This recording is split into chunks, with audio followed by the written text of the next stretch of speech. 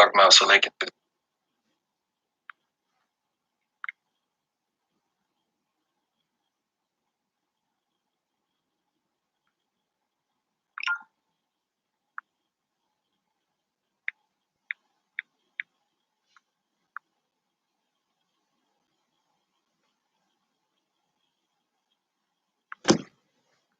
All right.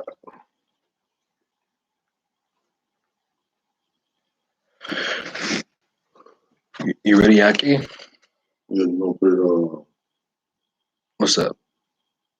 Yeah, yeah. Slideshow, right? yeah, slideshow. Can do that. Yeah, show you right. Oh man, so shalom family. Aki Huda here with my Aki Bam. Had some technical difficulties today, but we're gonna try to push through this.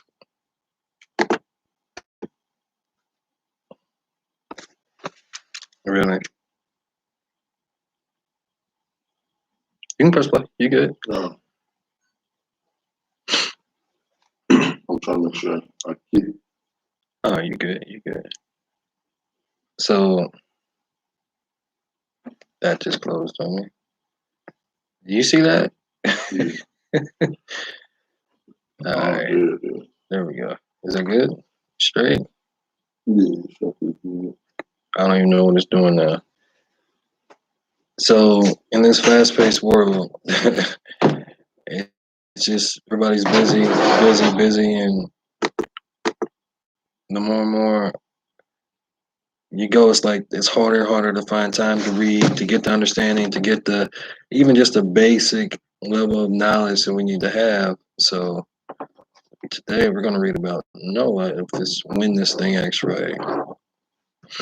Bam, if you would go ahead and lead us in prayer, young man. All right. Heavenly Father, we'd like to say thank you for the many blessings that you stored upon us. Thank you for waking us up this morning. Thank you for last night's sleep. We want to thank you for just allowing us to enjoy your Sabbath one more day, Heavenly Father. You know, if it weren't for you, we would not be here. And we know it's a blessing to enjoy each and every day. And we ask that your Holy Spirit comes and rest with us. Give us the guidance, the knowledge, and the understanding that we need to understand your word as we read your word, Heavenly Father. Let us take it from what we receive, what you will have us to have, and relay it to the other people. We thank you and we praise you, we lift you up, we magnify your holy and righteous name. Indeed, it's been a blessing, your darling son, in Yeshua's name. Amen. Amen. So, I mean, today it's about Noah, grace through faith or obedience. There's a lot of people that teach it's through grace alone and faith alone. It's not about anything that you do, like obedience and having works with your faith doesn't matter. And we got to keep separating ourselves from those people because we realize everyone that was saved had to do something. They had to believe, but they also had to have works to go along with that because the Most High is Elohim of balance. Because a false balance is an abomination to him. So, and a lot of these teachings, people keep you off balance by thinking, it's all about faith. Like faith doesn't entail for you to actually do something. And I don't know, I was just rereading, the story of Noah, and there's just a lot that our generation or our parents' generation, didn't know. They didn't know about a lot of the books that were taken out. They didn't know truly why Noah was found to be righteous before the Most High. He says he's a just and perfect man. And so we're going to go through and we're actually going to see why, see what the sons of men were doing, see what led to all these things. And eventually we're going to get to the sci-fi part, which is about to start happening all over again here. So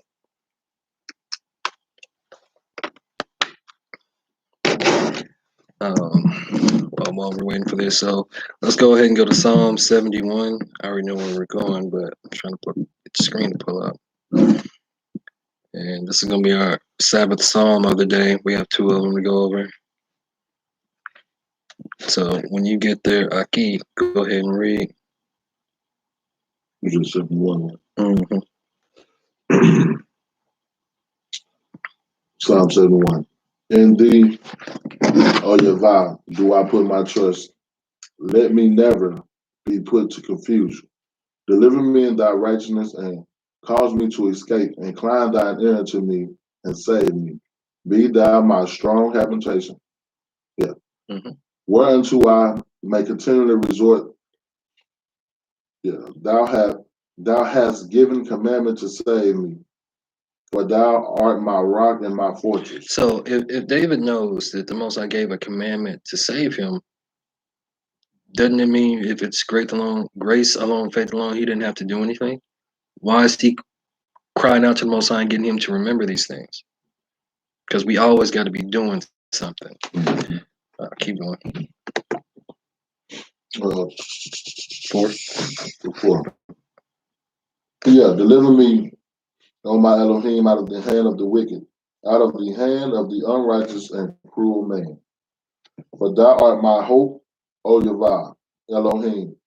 Thou art my trust from my mouth. So his trust is in man. His faith is in man. No, his trust is in the Most High. And the Most High. Okay.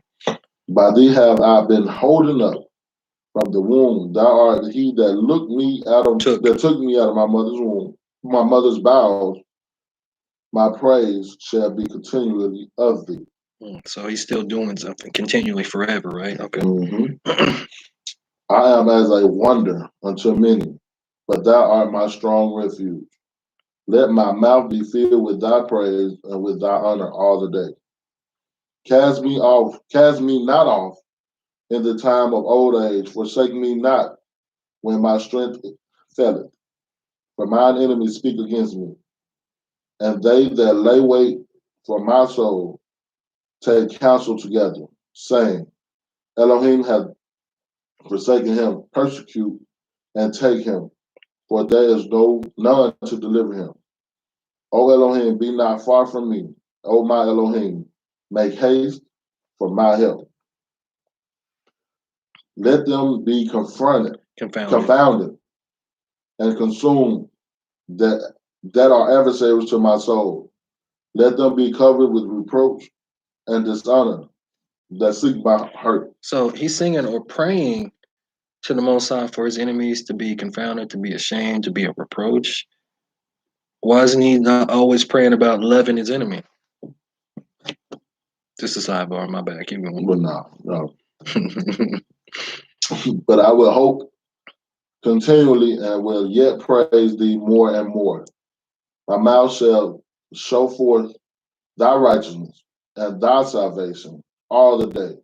For I know not the numbers thereof, I will go. So even in this, you start to see how powerful your words are.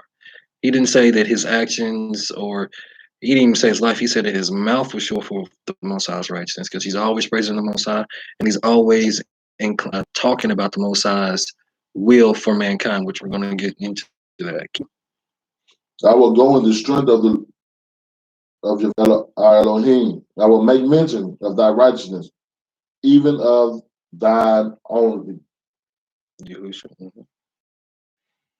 O Elohim, thou hast taught me from my youth. Hitherto. And hitherto have I declared thy wondrous works.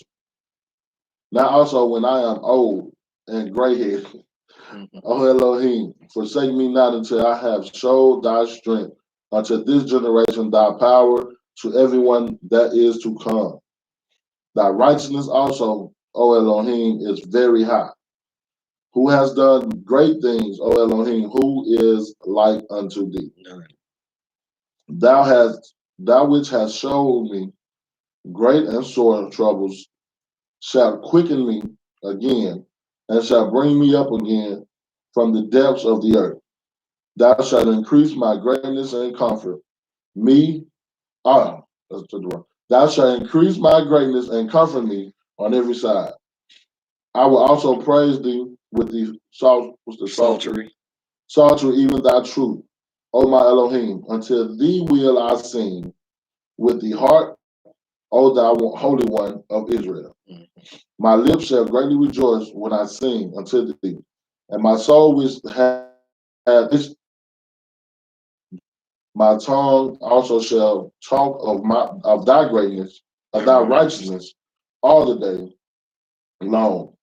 For thou art confounded, for they are confounded, for they are brought unto shame that seek my heritage. That's how we know again that death and life is in the power of the tongue, and we're always supposed to be. It says that in all thy ways acknowledge Him. Mm-hmm. We're supposed to give that sacrifice of praise to the Most High, the honor that He's due. And David, like the key of David, is the key to the kingdom of heaven. What up, Aki? And no one knew how to use this. All the patriarchs that were righteous knew how to use this, because you can either speak righteousness and life to your circumstances, to whatever's going on, or you can speak death to it. So now we're going to go to Psalms 40. You said 40? Mm-hmm. Because, people, which I'm not saying you, because we know we have to cling to the Messiah, because even in that whole Psalm 71, he kept talking about Yahuwah's salvation, Yahuwah's Holy One. We know that that's if the Most High doesn't change, if Yahuwah says that He changes not, if Yahushua is the same yesterday, today, and forever, then the definitions for grace and the parameters that He's put in place for us to be able to attain this grace or this mercy hasn't changed. But people just want to say it's grace alone, faith alone, and we don't have to do nothing, and that is an error. We have to be obedient, because obedience is better than what? Sacrifice. Right. So, June, if you got Psalms 40, go ahead. Start from the beginning. Yeah, buddy. Chief musician, a psalm of David. I waited patiently for Yahuwah, and He inclined unto me and heard my cry. He brought me up as out of an horrible pit, out of the miry clay, and set my feet upon a rock, and established my going. Yahushua. And He hath put a new song in my mouth, even praise unto our Elohim. Many shall see it. Many shall see it and fear and shall trust in Yahuwah. So from this new song, even the praise to the Most High, many or his family or his loved ones or his friends shall see it, and they will put their faith in the Most High. But faith comes with something else. That comes with actions. It comes with obedience, right? Okay, keep going. Blessed is that man that maketh Yahuwah his trust, and respecteth. Yeah. Not the proud, nor such as turn aside to lies. No respect of persons, right? Many, O Yahuwah, my Elohim, are thy wonderful works which thou hast done, and thy thoughts which are to usward. They cannot be reckoned upon or reckoned up in order unto thee. If I would declare and speak of them, they are more than can be numbered. Right. More than can be numbered. Right. Sacrifice and offering thou didst not desire. Mine ears hast thou opened. Now, why would he say that? Because he told us he gave us sacrifices to do. But that's why you have to read the New Testament and understand, to get a fuller understanding of this, because even like the blood of bull and goats can never cast away sins, because even then he always told us to what?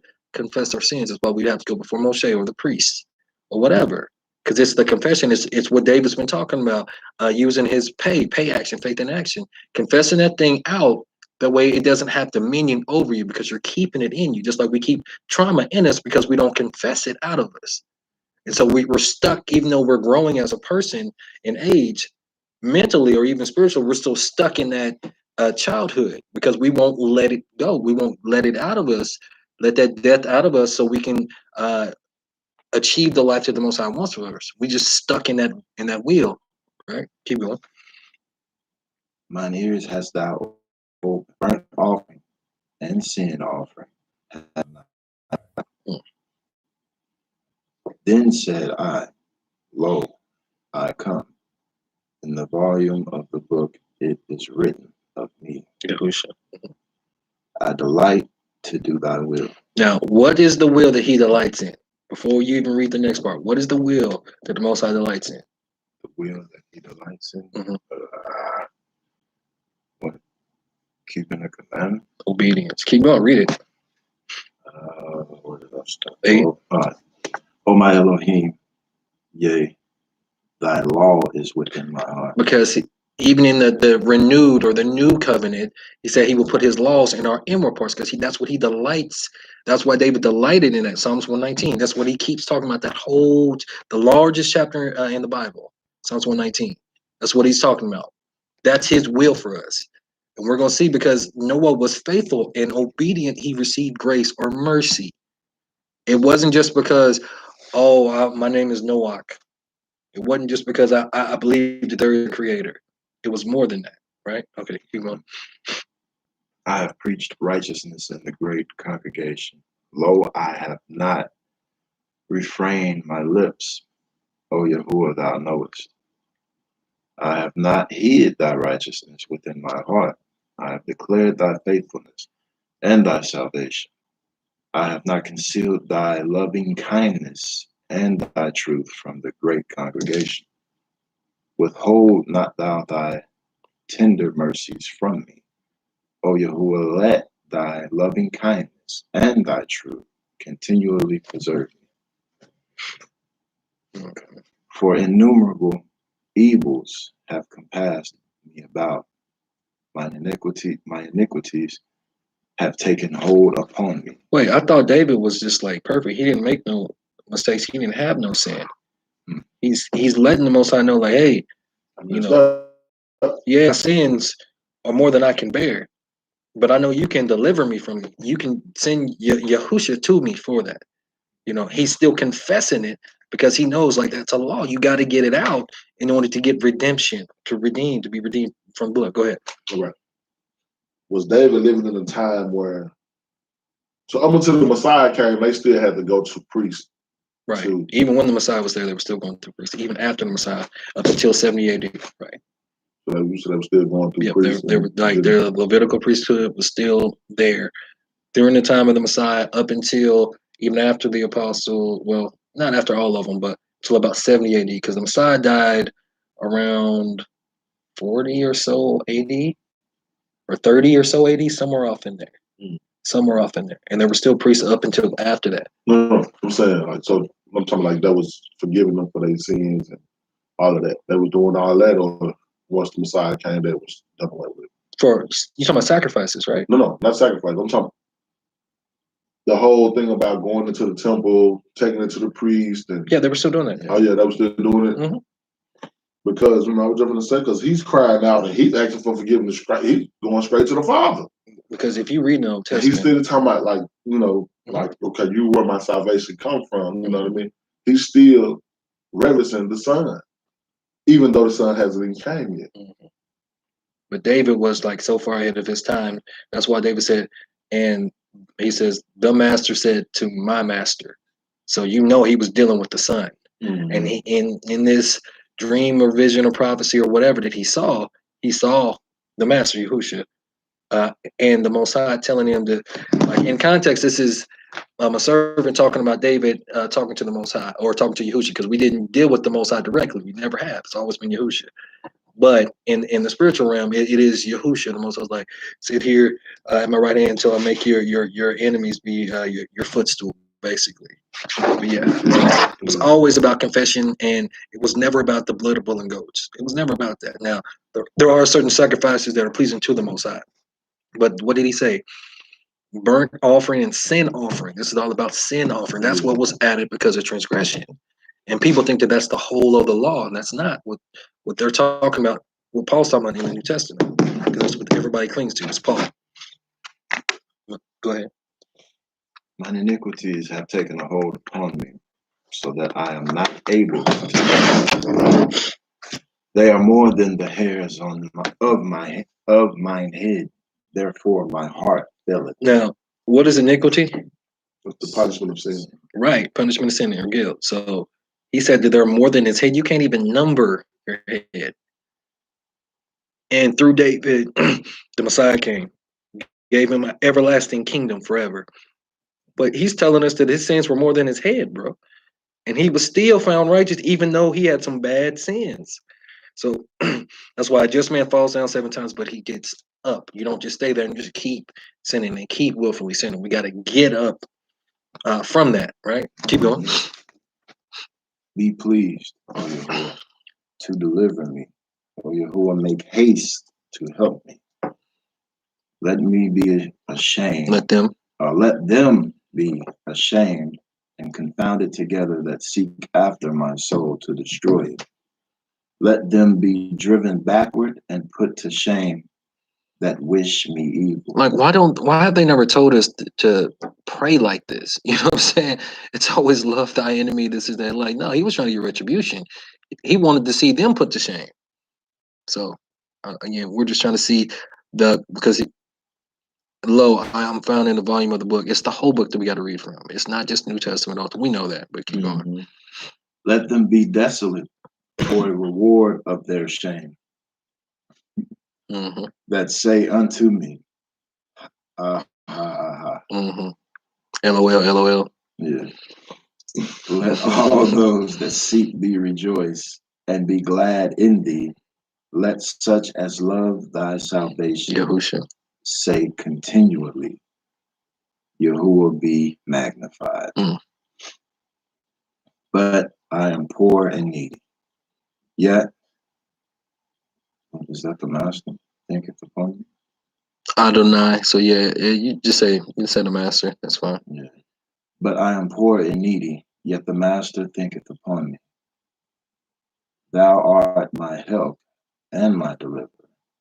Make no tarry, O my Elohim. So now, because David had it figured out, man. Even with all his sins that outnumbered the hairs on his head, he still, even that's why the Messiah even talked about the key of the kingdom of heaven, or the key of David. David had the keys, the literal keys to the kingdom. Right. So now we're gonna go to Genesis. Actually, we're gonna go to Hebrews 11. We're gonna read verses 1 and 6, because this is all about faith, but not faith alone, not grace alone. So Hebrews 11 verse 1. Now faith is the substance of things hoped for, the evidence of things not seen. We know that. And verse 6. But without faith, it is impossible to please him. For he that cometh to Elohim must believe that he is, and that he is a rewarder of them that diligently seek him. Because a lot of people do not believe that there is a creator, Elohim, Elohim. Well, he's not. You can't really say he's the Elohim if he created the Elohim. So he's got to be something completely, set apart to himself. But I'm gonna go ahead and read verse 7. By faith, Noah, being warned of Elohim, of things not seen, as yet moved with fear, prepared an ark to the saving of his house, by the which he condemned the world and became heir of the righteousness which is by faith. So the grace that Noah had was by faith, but let's see if that was coupled with something. So basically, what I'm getting at is to truly have faith. Now, this is the conversation I be having with people. Believing. And I was saying it a lot this week. God has a standard on what it means to believe in him. So are we believing because we saying it, or are we believing under his standard? It's two different things. You can, like I was telling my sister, she was like a lot of these artists, they'll be like, well, they be giving thanks to God. I said, are they really? Just because you say that, because God has a standard for how he want to be served. We can't. It's like you going to take your test in school. You got a state test. In order to pass that test, you have to uphold their standard. Right. You can't go in there putting B's all down just because you think you in a gang or whatever you want to be. All blood, so I'm gonna put all blood B's down. You're not gonna pass your test. And I'm like, so how dare we sit around here and try to tell God how we gonna serve him and he make him accept it? That's what a lot of people do. And it just dawned on me, like you said, So Noah had true faith, and they try to hold on to it's part of the Bible that say, I think we went over a little bit in the last reading, but how the Most High will make his his Holy Spirit will make you do these things. But are you living by his standard? Because just because you say, I love the Lord, he heard my cry, he gonna make me do these things, but you living how you want to live. Because it's got to be in word and in deed. It's not just like you talking about these professional athletes or artists that'll praise the Most High and have faith in the Most High and word, but have no deed to back it. Faithful that works is dead. And they just saying God. The book, that there's more than one God. Right. Which God are they giving thanks to? Right. So that's what I'm saying. Like Noah, his faith was so strong.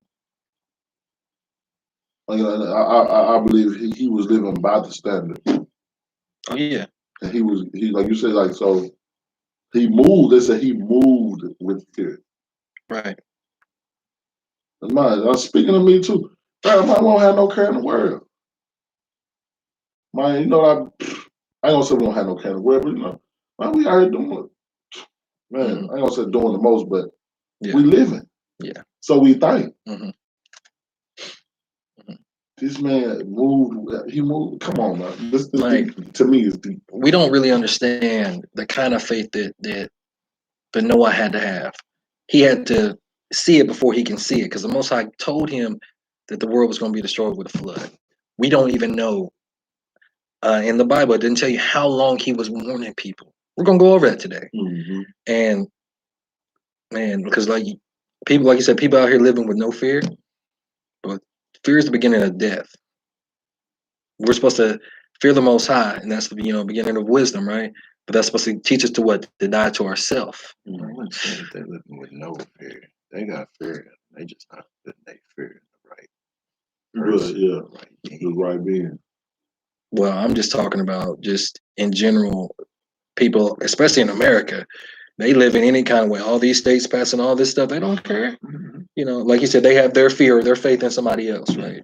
And then faith is the beginning of life eternal, but faith is the form of all things. Because when he created everything, you think he worried when he said, "Let there be light"? Think he was worried, like, man, this might not come out the way I want it? No, he had Yahushua go ahead and do the work, like, let there be light, and Yahushua made everything manifest, right? So let's go to Genesis 5. I'm gonna read verses 28 to 32. Well, just a side note, like I know we know, but a lot of people that speak of fear, when it's a lot of times when it's reverencing the Most High, it's just what it means to reverence Him, to respect Him. Because, like you said, He didn't require the blood sacrifice. He didn't require the sin sacrifice because he required us to be obedient. So, not saying don't fear Him, fear Him that He's who He say He is. Right. But you have to reverence Him. That's what He wants. He wants your respect. He wants your reverence. He wants your love. Man. He don't want you to be afraid of Him. Because and why do you think David was talking about all that? You think David didn't have to love the Most High? Because if you're reading Proverbs, it'll literally tell you that. And even in the New Testament, it'll tell you that. In the New Testament, it says love covers a multitude of sins. Thank you. In the Old Testament, it tells you love covers all sins. So David knew it. That's why he delighted in the law and in singing praises to the Most High, because he had that love for Him to cover all of his sins without bull and goats, without their blood. And once he unlocked that key, he was trying to let anyone that would hear him know these things. But now people try to act like that's like it's a new revelation. I'm like, no, Yahushua was bringing all this stuff into remembrance of David. He did so many things that King David did because it was really talking about him and his coming. But yeah, my bad. No, David, man. Genesis 5. Yeah, I got it. Next verse. Yeah, I'm starting at 28. I'm gonna read through verse 32. It says, and Lamech lived 182 years and begat a son. And Genesis 5, verses 28 through 32. 22. All right, go. All right. And he called his name Noach, which means rest or Shabbat, right? Saying, this same shall comfort us concerning our work and toil of our hands. because of the ground which Yahuwah hath cursed. Because the Most High, he cursed the ground because they were being so wicked in that day. And Lamech lived after he begat Noah 595 years, and begat sons and daughters. And all the days of Lamech were 777 years, and he died. So that's a complete number. And Noah was 500 years old, and Noah begat Shem, Ham, and Japheth. Now we're going to read all of chapter 6 if one of y'all wants to go ahead and read that. I started.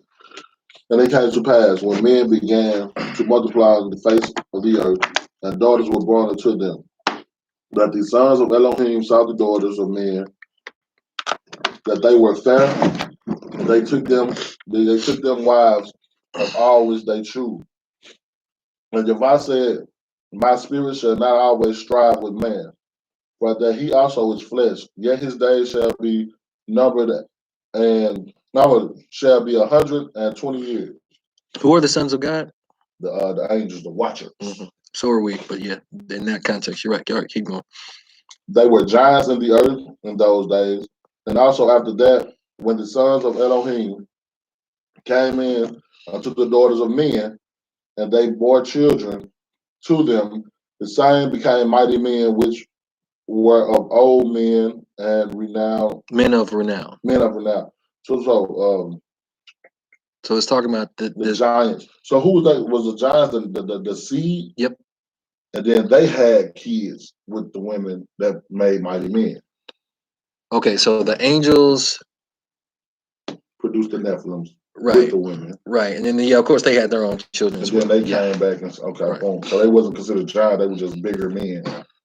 I'm talking about after the Nephilim. So they said, you're talking about the Nephilim seed. The Nephilim seeds, yeah. Well, some of them weren't. But, okay. And there were giants in the earth in those days, and also after that, when the sons of Elohim came into the daughters of men, both children of them. Okay, got it. I'm tripping. Became mighty men, which were of old men of renown. And Elohim saw that the wickedness of man was great in the earth, and that every imagination of the thoughts of his heart was only evil continually. mm-hmm. And it repented Yahweh that he made man, that he had made man on the earth, and it grieved him at his heart. When Yahweh said, I will destroy man whom I have created from the face of the earth, both man and beast, and the creeping thing, for it repented me that I have made them. Like, what did repented mean? Well, I mean, he regretted making them. He was sorry. Okay, pitiful. Okay. He was pitiful. Okay. But Noah found grace in the eyes of Yahweh. Those are the generations of Noah. These are the generations of Noah. Noah was just a man. No. Read that again. Noah was a just man. Sorry. Noah was a just man and perfect in his generation. Now, the word for just is just. It's zadek. It's just lawful, righteous. So he wasn't just a just or righteous person from just having faith alone and not doing anything. It says he was lawful. That's what that word means. He was a lawful man. But a lot of people try to say that the law didn't come until Moshe, right? Okay, we'll find out. And perfect in his generations. And Noah walked with Elohim. And Noah begot 3 sons, Shem, Ham, and Japheth. The earth was also corrupt before Elohim, and the earth was filled with violence. Elohim looked upon the earth, and behold, it was corrupt, for all flesh. That's all flesh, not just man flesh, every flesh. Had corrupted his way upon the earth. And Elohim said unto Noah, the end of all flesh is come before me, for the earth is filled with violence through them, and behold, I will destroy them with the earth. But the Most High, he's all love. He wouldn't do something like that. No. Okay. He was upset. Only good thing. Anytime you make the almighty being creator say, man, I should have done it.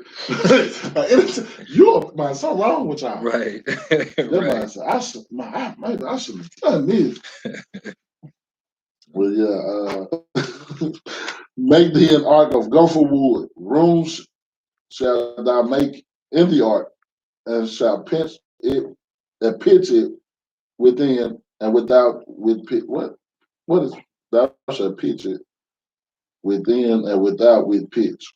What is pitch? Hold on, I gotta figure out what this is. Asphalt. Got it. So asphalt was kept the thing out.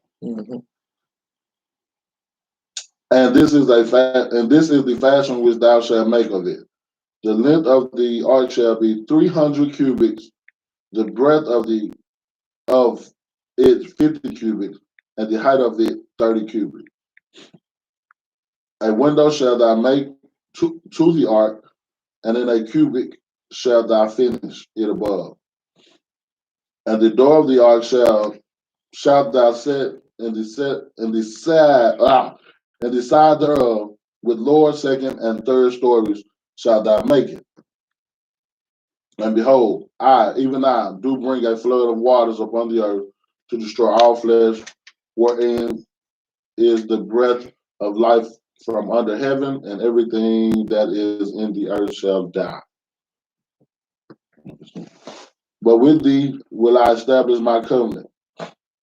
And thou shalt come into the ark, thou and thy sons, and thy wife, and thy sons' wives with thee. And of every living thing of all flesh, too, of every sort thou shalt thou bring into the ark, to keep them alive with thee. Thou shalt be male and female, of fowls after their kind, of cattle after their kind, of every creeping thing of the earth after its kind.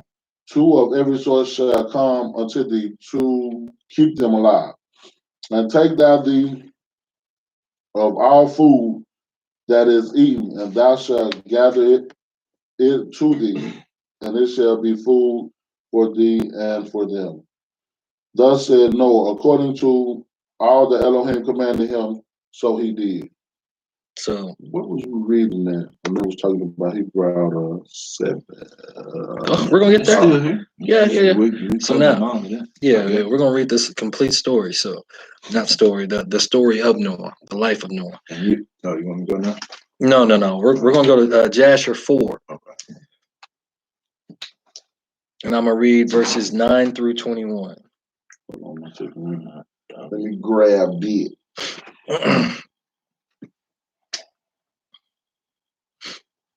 Because then from there we're gonna go back, and then we're gonna read Genesis 7 to answer your question. Jasher 4. Yeah, I'm gonna start at 9. I'm gonna read through verse 21. So let me know when you're ready, Go Bam. ahead and start. No, I'm waiting on Bam. Just 9 through 21. All right, let's go. I'm ready. Okay. It says, in those days when Lamech, the son of Methuselah, was 160 years old, Seth, the son of Adam, died. Notice that he died. Now, if you read up above it, a lot of people ended up dying. And all the days that Seth lived were 912 years, and he died. And Lamech was 108 years old when he took Ashimua, the daughter of Elisha, the son of Enoch, his uncle, and she conceived. And at that time, the sons of men sowed the ground, and a little food was produced. Yet the sons of men did not turn from their evil ways, and they trespassed and rebelled against the Most High. And the wife of Lamech conceived and bare him a son at that time, at the revolution of the year, so the beginning of a new year. And Methuselah called his name Noach, saying, the earth was in his days at rest and free from corruption. And Lamech, his father, called his name Menachem, saying, this one shall comfort us in our works and miserable toil in the earth, which Elohim hath cursed. And the child grew up and was weaned, and he went in the ways of his father Methuselah, perfect and upright with Elohim. So he learned it from Methuselah. Now, who was Methuselah? His grandfather. Now, who was Methuselah's father? Enoch. Enoch. There you go. perfect and upright, because there's an order, there's a line, right? And all the sons of men departed from the ways of Yahuwah in those days. So we're learning about the wickedness of man, right? In those days. The ways of Yahuwah in those days, as they multiplied upon the face of the earth with sons and daughters, and they taught one another their evil practices, and they continued sinning against the Most High, or Yahusha. And every man made unto himself a Elohim. Here we go. And they robbed and plundered every man his neighbor as well as his relative. All of these laws fall on two things: love the Most High with all thy heart, mind, and spirit, and love thy neighbor as thyself. They're breaking the biggest commandments, plus the other stuff that they were doing with the Nephilim, right, and with all the creatures. Every man his neighbor as well as his relatives, and they corrupted the earth, and the earth was filled with violence.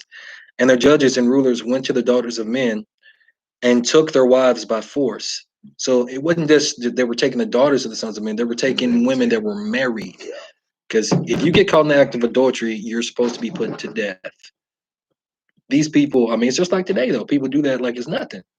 From their husbands according to their choice, and the sons of men in those days took from the cattle of the earth, the beasts of the field, and the fowls of the air, and taught the mixture of animals of one species with the other. That's what happens today.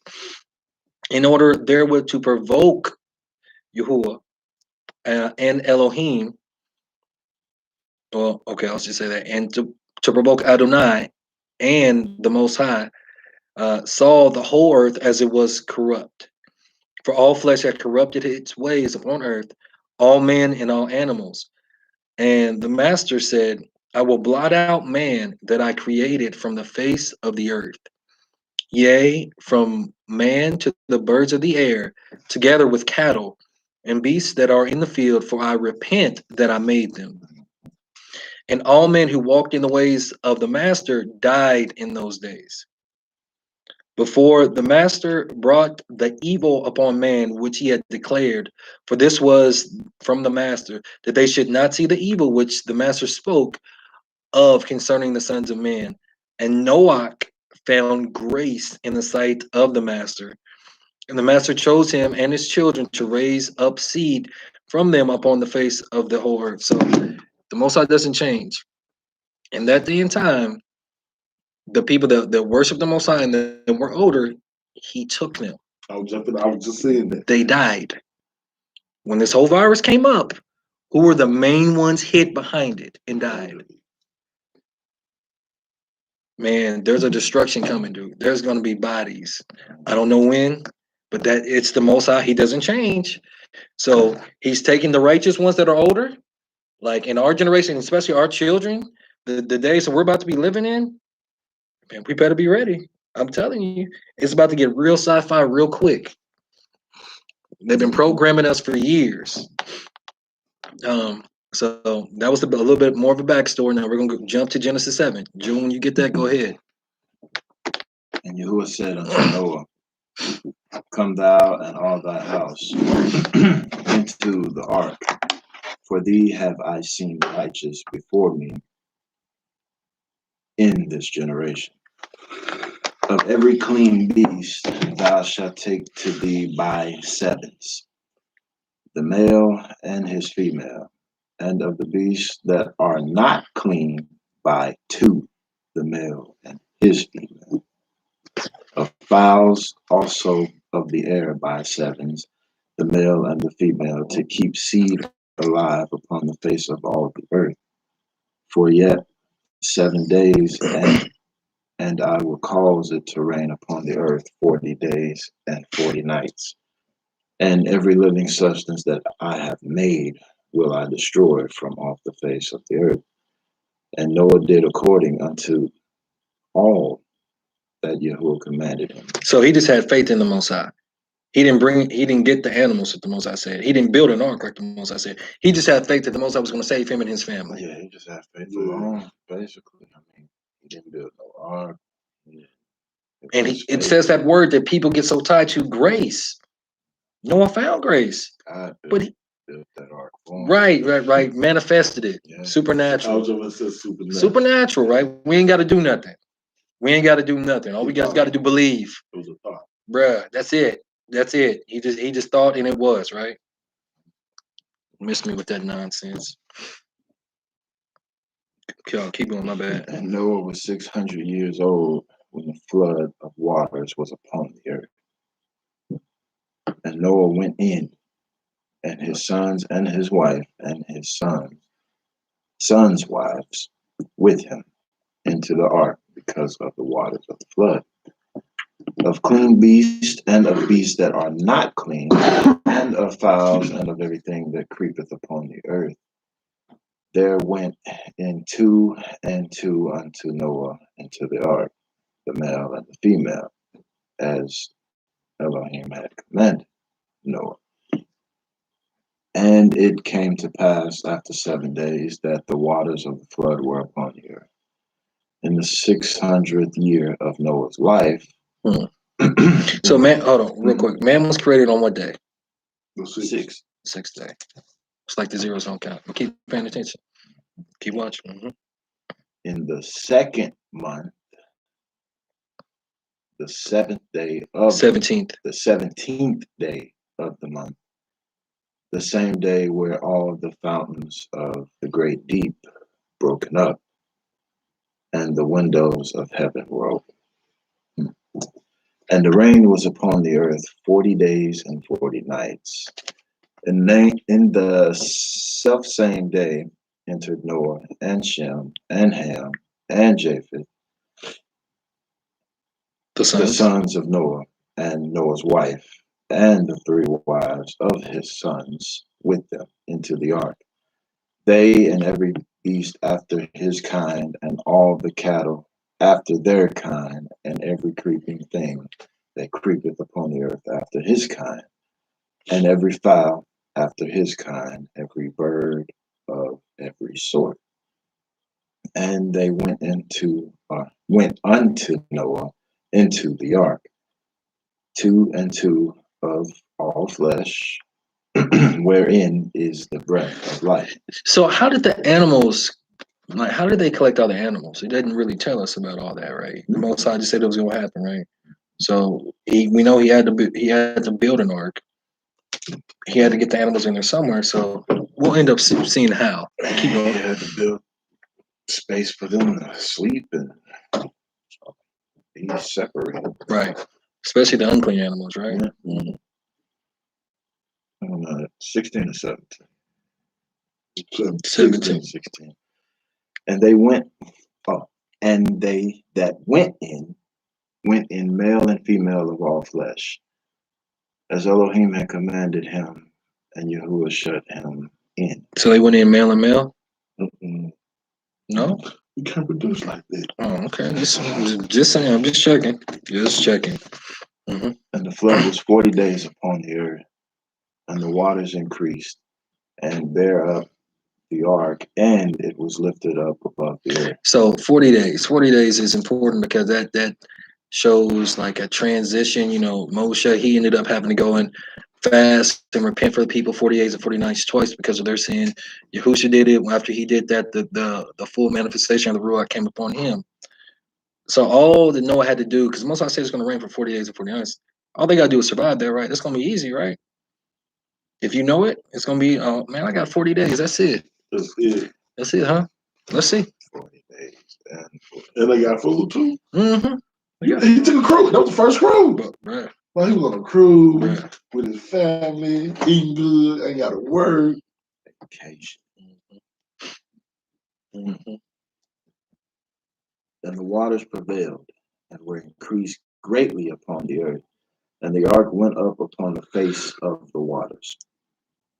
And the waters prevailed exceedingly upon the earth, and all the high hills that were under the whole heaven were covered.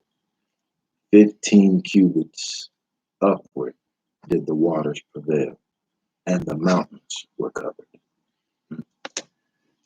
That was a massive flood. Man, it was covered mountains. It's nothing left. Mm-hmm. And all flesh died that moved upon the earth, both of fowl and of cattle. Those floods was high enough to kill birds, Mm-hmm. and of beast, and of every creeping thing that creepeth upon the earth, and every man. All in whose nostrils was the breath of life, all of all that was in the dry land died, and every living substance was destroyed, which was upon the face of the ground, both man and cattle, and the creeping things, and the fowl of the heaven. And they were destroyed from the earth, and Noah only remained alive, and they that were with him in the ark. And the waters prevailed upon the earth 150 days. Wait, I thought he only had to survive 40 days. They said it would rain for 40 days and for 40 nights. Oh. So it did all that raining for 40 days and 40 nights. And the water stayed upon the earth, prevailed for 150 days. That's going to take some faith. That's a long Plus time. That's a half a year. That's 6 months. Plus them 40 days. So that gives us what, 190? Plus them 40 nights. Right. What's that give us? About 230? Man. It's a long time. 230 days. Because Noah had grace. He had faith. But as you can tell, that's something that ark would start to feel like a prison going through something like that. Like everybody else died, I can't go nowhere, I can't do nothing. All I hear is water. I don't even like being on. I've never been on a cruise. I don't even like being on water like that. You know how people live with water, bruh. Go. This was your plan. They're talking to their wife. Why didn't you stop? That's not it. Trust me, I understand. Like you said, Michael, I was in that truck for 2 weeks. Boy, I thought I was about to die. I said, Lord, it can't be easy. True. You start feeling like a prison. So now let's get more backstory. We're gonna go back to Jasher, chapter 5. We're gonna read verses 5 through 13 and 21 through 36. Chapter 5, 5 through 13. And 21 through 36. So, and it reads, all who followed Yahuwah died in those days, before they saw the evil which Elohim declared to do upon the earth. Okay, I'll keep going. No, I'm gonna say what you're gonna say. People thought Noah was crazy. They thought he was crazy because Mosai told him there was going to be a flood. Mm-hmm. We don't even, the Bible, as it's constructed right now, they didn't tell us how long it took him to build that ark. We're about to find out all this stuff today. People thought he was crazy. He was a conspiracy theorist until it happened. Mm-hmm. Until it happened. Yeah. all that followed Yahuwah, all of them that followed the Most High died. Right, because he did not let their souls have to see that. And listen, what I thought Paul's was, it said they have to see the evil which Elohim put up on. Like I've been trying to tell folks, listen here. Yes, he's wonderful, he's loving, he's kind. Until you become an adversary. Mm-hmm. Oh yeah, because then he becomes Satan to you. He becomes Satan's adversary. He becomes Satan to you. So you mean to tell me the moment you stop y'all sit around here like first off, people don't read for one. You know what I mean? They don't. But he's good. You know, I was talking to somebody, we were talking about the kids over in St. Jude.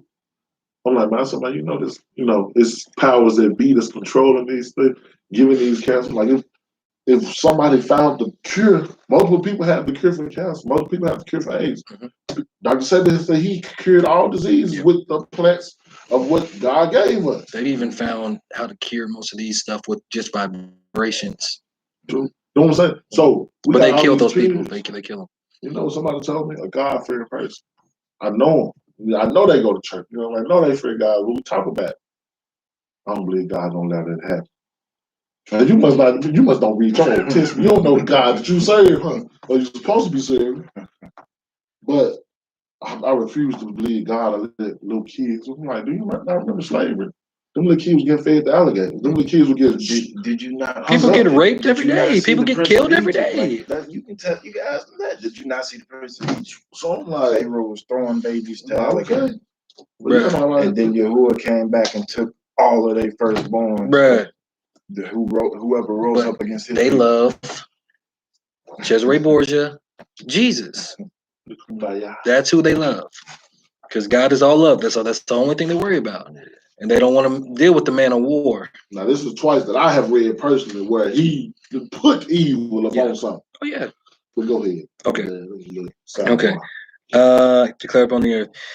And after the lapse of many years, in the 480th year of the life of Noah, when all those men who followed Yahuwah had died away from amongst the sons of men, and only Methuselah was then left, and Elohim said unto Noah and Methuselah, saying, Speak you and proclaim to the sons of men. We're about to learn how long this actually was, to the sons of men, saying, Thus saith Yahuwah, return from your evil ways and forsake your works, and Yahuwah will repent of the evil that he declared to do to you, so that it shall not come to pass.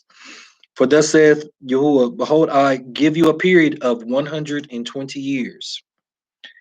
If you will turn to me and forsake your evil ways, then will I also turn away from the evil which I told you, and it shall not exist, saith Yahuwah.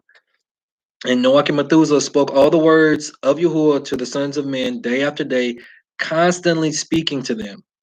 But the sons of men would not hearken to them, nor incline their ears to their words, and they were stiff-necked.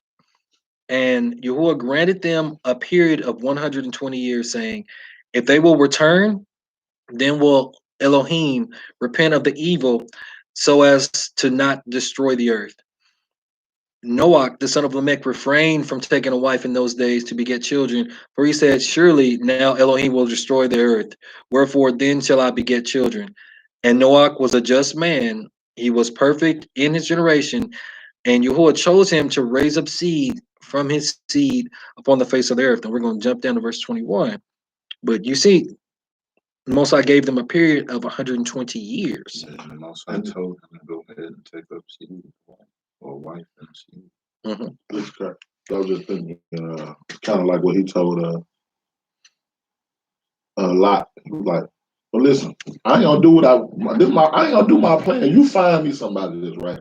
Yeah, we talking to Abraham, yeah. It was Abraham. Abraham to save Lot, yeah. Talking to Abraham to save Lot. Oh. But I thought it was when he went into the wait, which one were you talking about? Okay. Before he destroyed Sodom and Gomorrah, he was like, you find me like 10 righteous people and I'm gonna leave. Oh yeah, that was Abraham. Because Lot was all he was all up in Sodom. He was in there. He stayed in Sodom. Lived there. But yeah, but it was just, and it's like he always trying to give us an escape and we don't want to take it. They don't want to do it. And so he said, it caught me because he was like, basically like he won't do these things planned for you.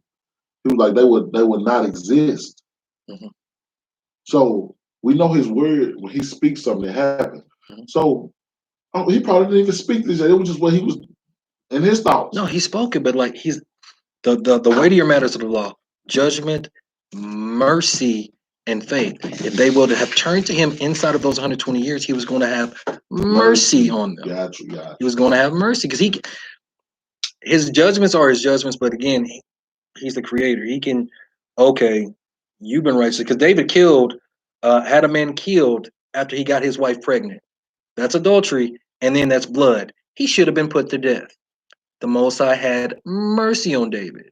So just because a judgment is pronounced or whatever, you still have the ability, if you turn to him with your whole heart, to be expunged from that thing. Mm-hmm. That's what confession is about, right?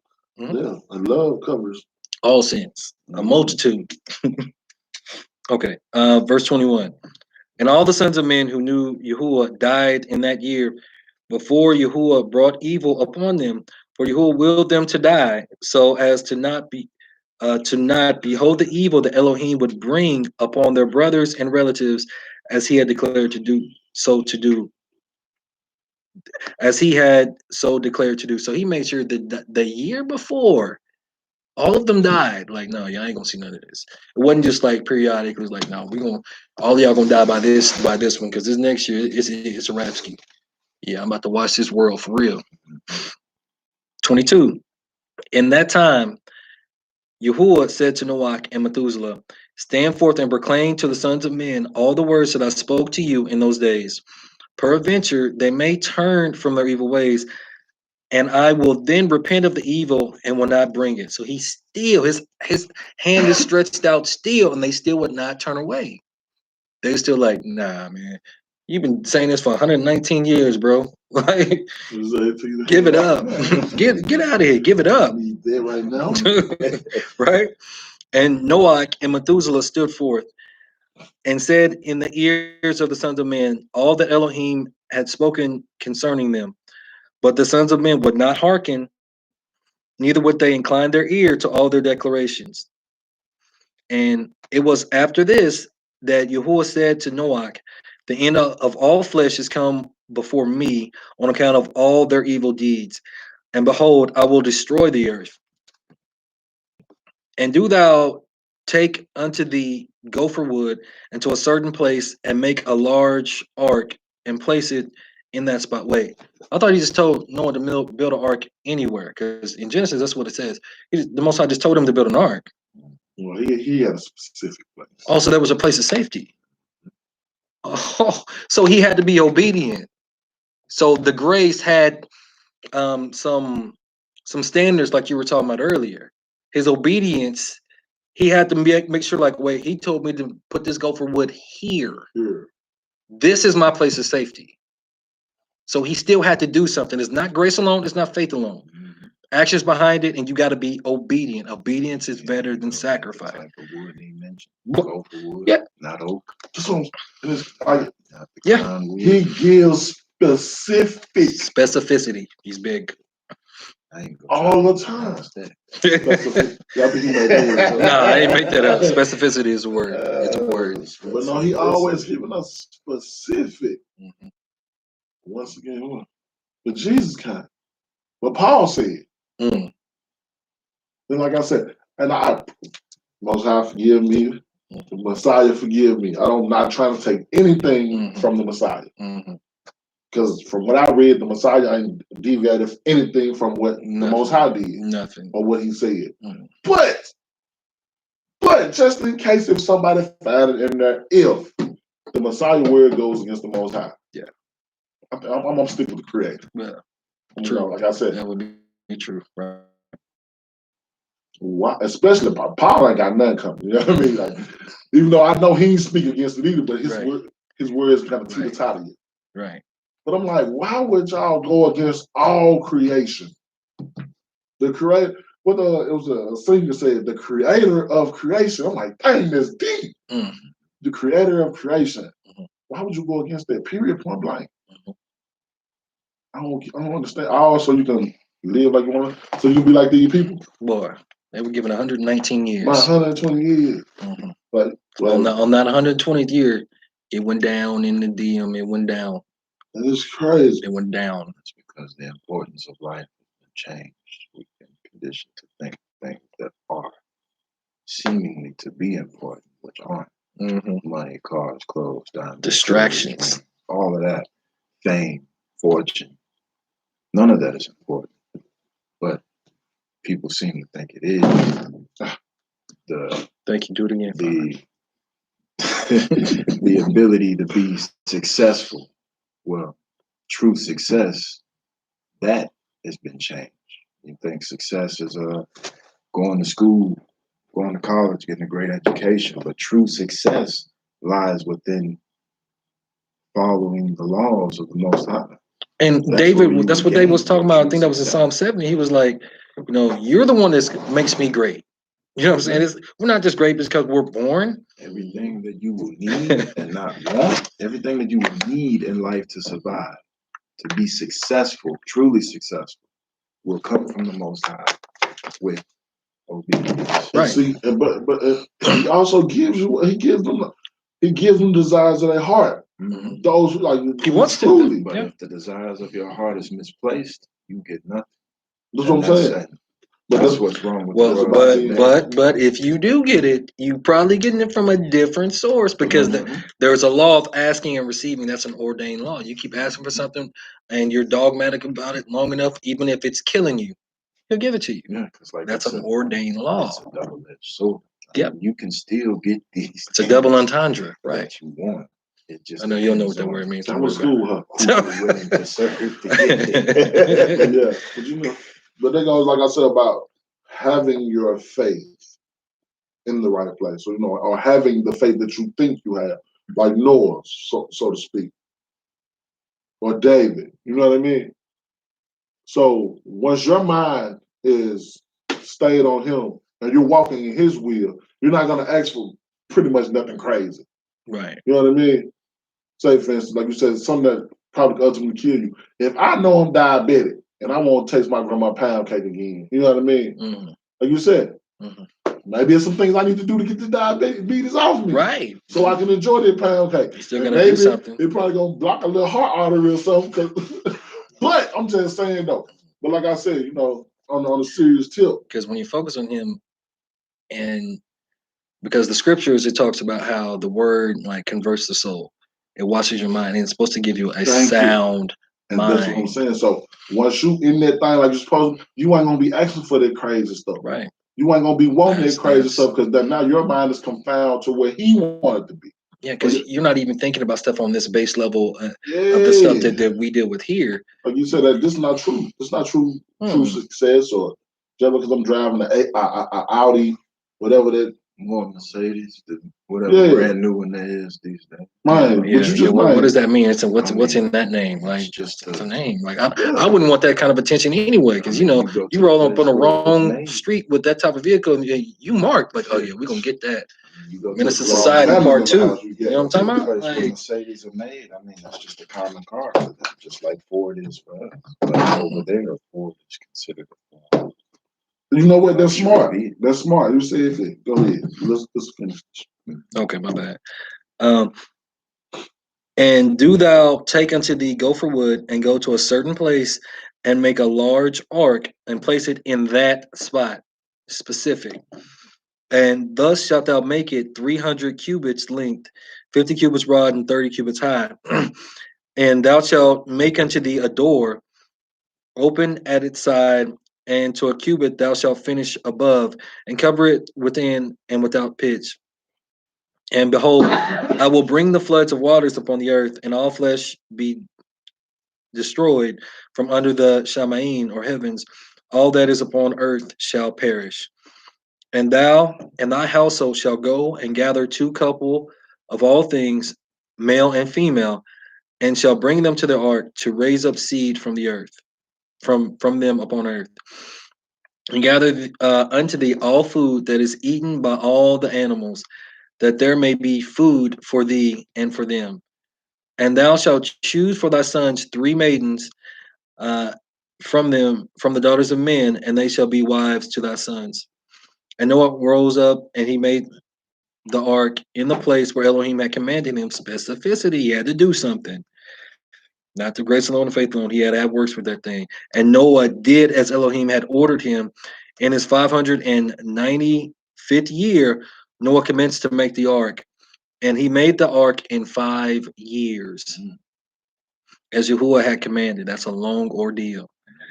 Then Noah took the 3 daughters of Eliakim, son of who? Methuselah. They wanted the righteous women, right? For wives for his sons, as Yahuwah had commanded Noah. And it was at that time that Methuselah, the son of Noah, died. So that means that flood is coming. 960 years old was he at his death. So he was the last righteous man standing. Boy. Okay, now we're going to jump to Genesis 8. We're actually going pretty good. It's crazy, Is that why some of the oldest living things was found in the ocean? Right.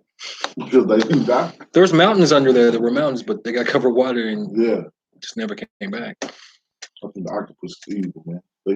Oh, yeah. You ever seen the octopus? You know what they can do? Mm-hmm. That's Leviathan, the big ones. That's enough. Shoot up. Probably. Squeeze into them. I'm not going That's good. So one of y'all, when y'all get there, go ahead. I don't know where y'all going with that. Y'all remember Noah and every living thing and all the cattle that was with him. with him in the ark. And Yah made a wind to pass over the earth.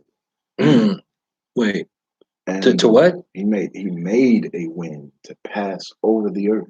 Just like when there was chaos that was in the earth back in Genesis 1, the breath of the Most High or the wind of the Most High came over everything, but it was pass over. We just had pass over. Like he was still dealing with the same type of stuff even then, because we know there was at least on the ark for 150 days. Yeah. And we're going to read right after this about how crazy that thing got up in there. So keep going. And the waters assuaged. Or died down. The fountains also of the deep and the windows of heaven were stopped, and the rain from heaven was restrained. And the waters returned from off the earth continually. And after the end of the 150 days, the waters were abated. Mm-hmm. And the ark rested in the 7th month on the 17th day of the month. Wait, Shabbat is what day of the month? 7th. The 7th day? Okay, just check. Or the week, my bad. Mm-hmm. Yeah. Upon the mountains of Ararat. So, bam. What does Ararat mean? The curse reversed. Oh, well, yeah, that's what. Because the Most High had cursed the earth. Like we've been reading about how the Most High had cursed the earth, and he cursed all men and all flesh. So the Most High had Noah and his family built this ark at a specific location because his seed was going to be the ones that did what? What does that say? Replenish the earth. No, what did you just read? What's the definition of it? Oh, reverse the curse. That's why there was 8 people. 8 is a new beginning. So he reversed the curse through Noah, put them on these mountains of Mount Ararat, right? Noah and his seed are supposed to be the ones that reverse the curse. Now, floods in the ark.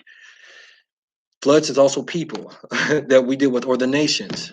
The ark of the covenant, well, we're the body of the Mashiach, but the ark's supposed to be in our heart or in our mind, right? Or in that's why everything is like, even now we're live streaming. Where do you find a stream at? The body of water. The water. Like everything is spiritual. Like you got to pay attention to everything that's being said. Because I was like, what does Ararat mean? Like, wow, so that's why. And we know that Noah and all of mankind was given a covenant, right? That he would never destroy the earth anymore from what? Water. Because he cursed the earth, he cursed man, he cursed beasts, he cursed everything. Noah and them went to Mount Ararat because they were obedient. They built the ark in that specific place with specificity, with everything, and they reversed that curse. That's why he has a rainbow in the sky. I'm saying this because we're not going to read chapter 9. We're just going to finish chapter 8, go to Jasher, we're going to call it. Mm-hmm. But that's why I was trying to tell you, make sure you're checking out the words. Yeah. Because I saw that, I was like, man, that's crazy. That's what takes me so long to get through.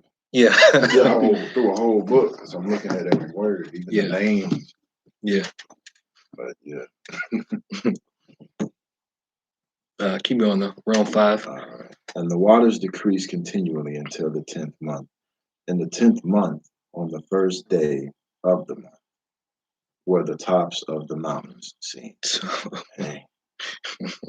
And it came to pass at the end of 40 days that Noah opened. So this is kind of a backtrack, just so y'all know. This is kind of a backtrack at the 40-day mark, right? Yeah. Okay. At the end of the 40 days that Noah opened the window of the ark which he had made, and he sent forth a raven which went forth to and fro until the waters were dried up off the earth. Also, he sent forth a dove from him to see if the waters were abated from off the face of the ground. But the dove found no rest for the sole of her foot, and she returned unto him into the ark, for the waters were on the face of the whole earth. Then he put forth his hand and took her and pulled her unto him into the ark. And he stayed yet other 7 days. And again he sent forth the dove out of the ark. And the dove came in to him in the evening, and lo, in her mouth was an olive leaf plucked off. So Noah knew that the waters were abated from off the earth. And he stayed yet other 7 days, and sent forth the dove, which returned not again unto him any more. And it came to pass in the 601st year, in the first month, the first day of the month, the waters were dried up from off the earth. And Noah removed the covering of the ark, and looked, and behold, the face of the ground was dry. So again, Noah's name means rest. Man was created on the 6th day, 601, but that means that's in the 7th or the 700th, going up to 700, right? That's a whole new century, a whole new era. So like when you're reading these numbers, like just kind of sit back and think like, okay, I kind of see where we're going with this. Because like, again, they reversed the curse. There was 8 of them. It's a new beginning. So just making sure y'all paying attention. Okay, keep going. I'm on 14. Mm-hmm. And in the second month, on the 7th and 20th day of the month, was the earth dry. Mm-hmm. And Yahuwah spake unto Noah, saying, Go forth of the ark, thou and thy wife and thy sons' wives, and with thee. Bring forth with thee every living thing that is with thee, of all flesh, both of fowl and of cattle, and of every creeping thing that creepeth upon the earth, that they may breed abundantly in the earth, and be fruitful and multiply upon the earth. So why did they, once they saw it dry, why didn't they just go ahead and get out of the ark? Why did they wait? It was told to do so. Yeah. So they were obedient. They were waiting Oh. for instruction. Okay. All right, just checking to make sure y'all paying attention. We good. And Noah went forth, and his sons, and his wife, and his sons' wives with him.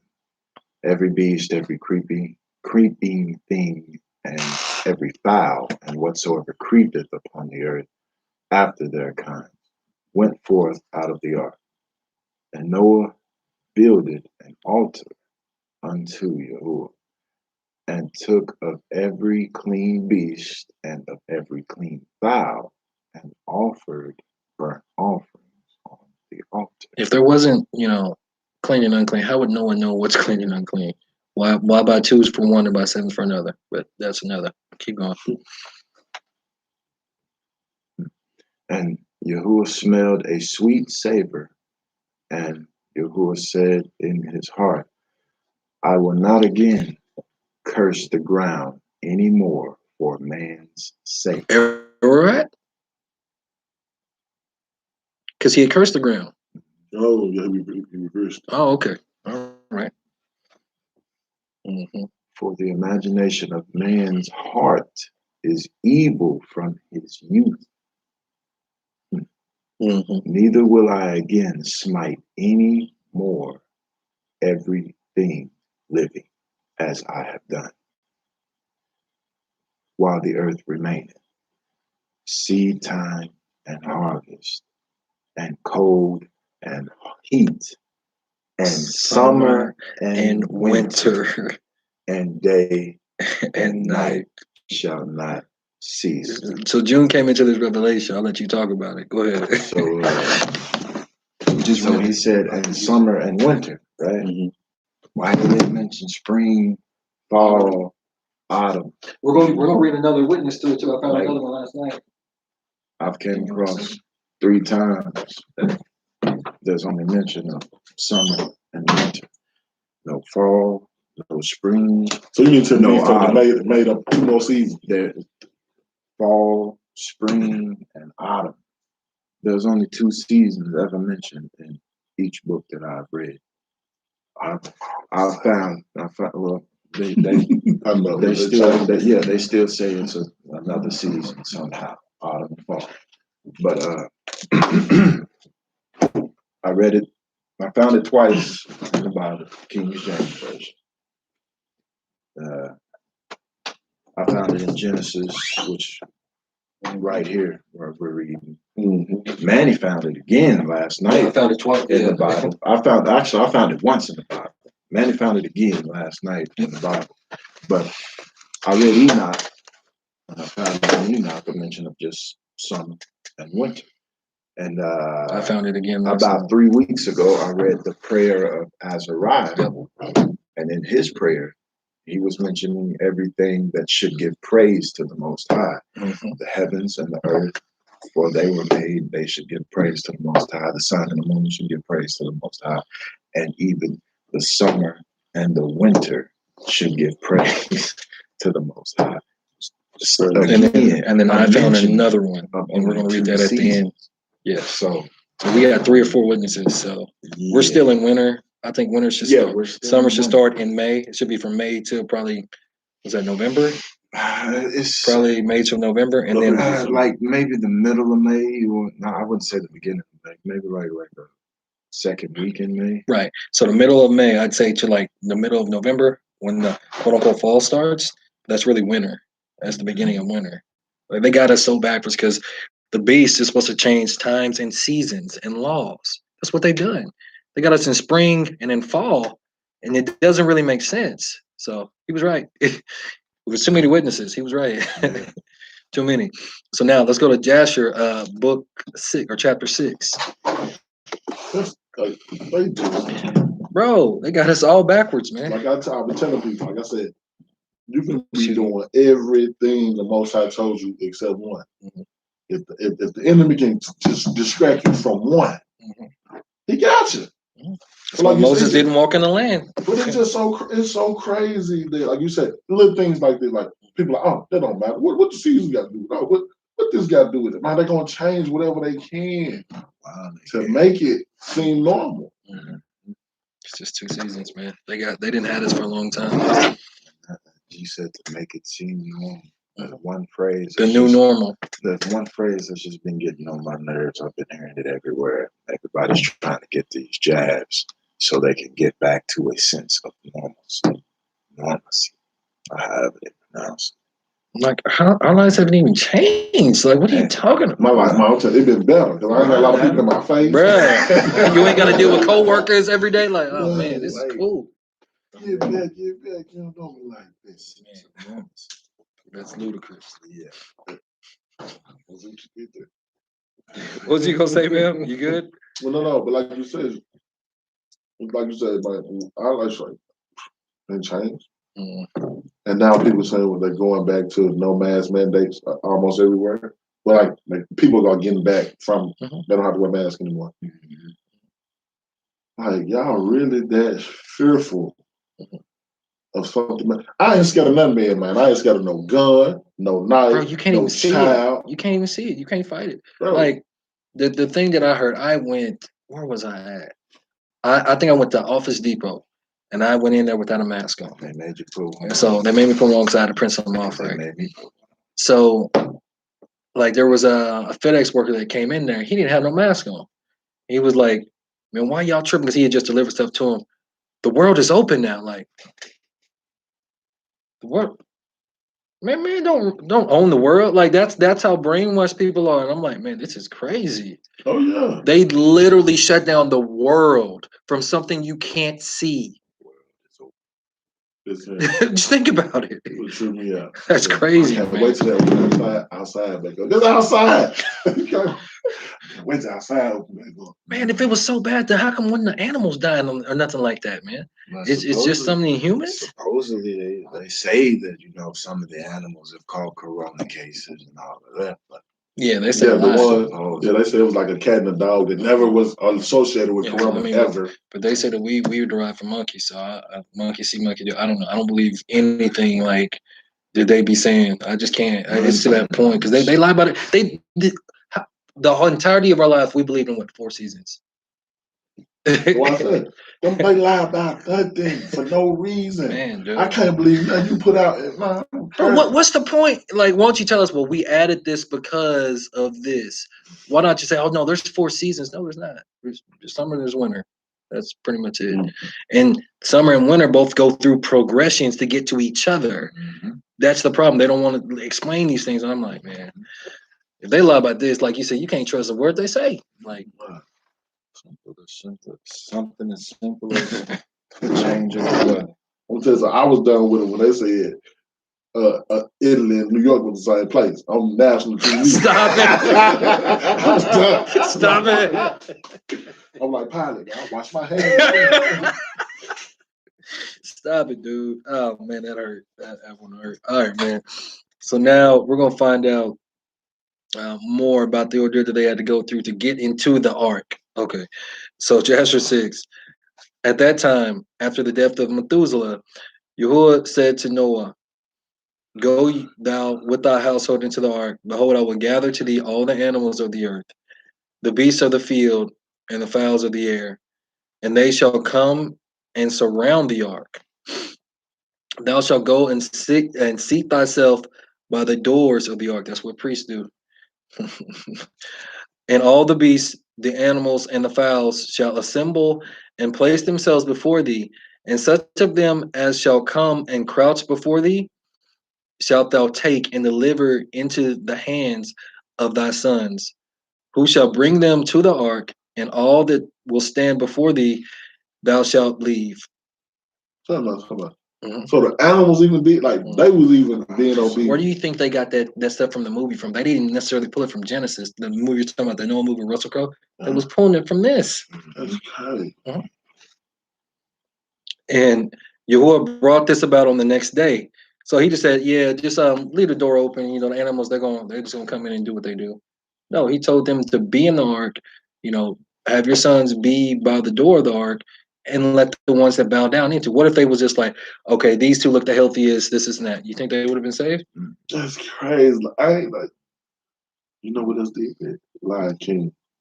They bowed, them animals bowed down and stuff like that. That's crazy. That's dope. That's dope, man. And Noah went and seated himself by the door of the ark, and of all flesh that crouched before him, he brought into the ark, and all that stood before him he left upon earth.